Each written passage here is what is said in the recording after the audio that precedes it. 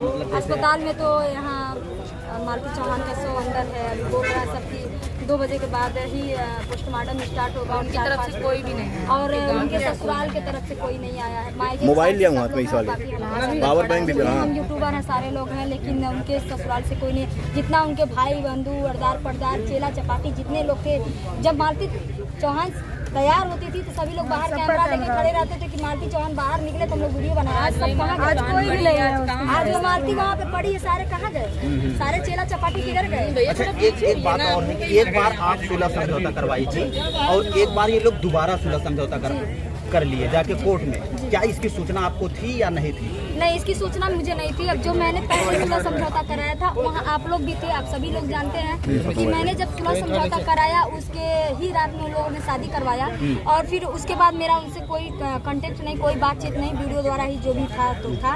और बाकी ये सुलह समझौता के बारे में मुझे कुछ पता ये जो आज के 3-4 दिन पहले सुलह समझौता इन लोगों का हुआ था, उसके बाद विष्णु राज अपने घर पर ले आने वाले थे। पहले लड़के को ले आते हैं, फिर मालती जी आती हैं। उसके बीच मतलब कुछ क्या मतलब कुछ जानकारी आप लोगों को? इसके बीच मुझे कुछ जानकारी नहीं। मैं एक मीडिया भाई का कल इंटरव्यू देखी थी जिसमें पता चल रहा था कि 3 दिन पहले ही सुलह समझौता हो गया था और मालती चौहान जो है अपने मायके में है।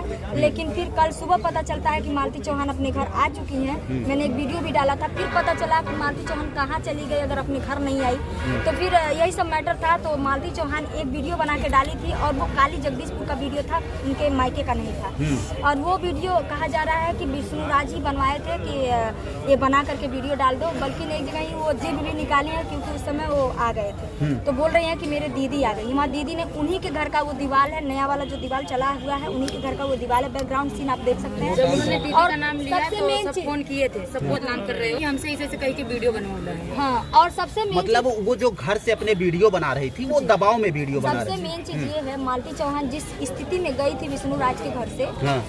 क्या आप लोगों को पॉसिबल है जिस अवस्था में कल वीडियो बना रही थी सज के सवर के बन ठन के, वो अपने किसी और रिश्तेदार की जगह से वैसी वीडियो बना पाती?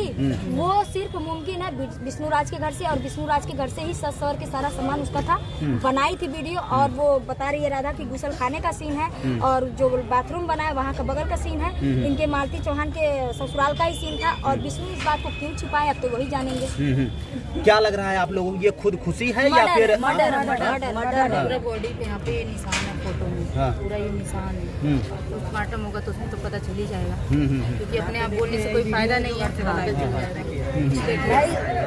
वो जांच का विषय है और जांच होना चाहिए, कड़ी से कड़ी सजा अपराधी को मिलना चाहिए। जांच में कोई झोल नहीं होना चाहिए, जांच में कोई हेराफेरी नहीं होना चाहिए। हम लोग अभी जाने रहे हैं। दूसरा मतलब कांड ऐसा फिर दोबारा ना हो, क्योंकि अगर इस तरह से अपराधी को छोड़ दिया जाएगा तो ऐसे बहुत मालती चौहान के साथ होता रहेगा। वही विष्णु राज हंसते हुए ले जाकर शादी करवाते हैं, फिर 2 दिन बाद क्यों सुलह समझौता करके घर पे लाते हैं? ये सबसे बड़ा सवाल। पहले इसलिए वो करते, पहले उसके चरित्र को ये लोग उछालते हैं, पब्लिक के नजर से गिराते हैं और बाद में अपना कांड रचते हैं। भैया ये बात तो हम पहले ही चिल्ला बोला था, नहीं क्यों बोले चाहे नहीं बोले।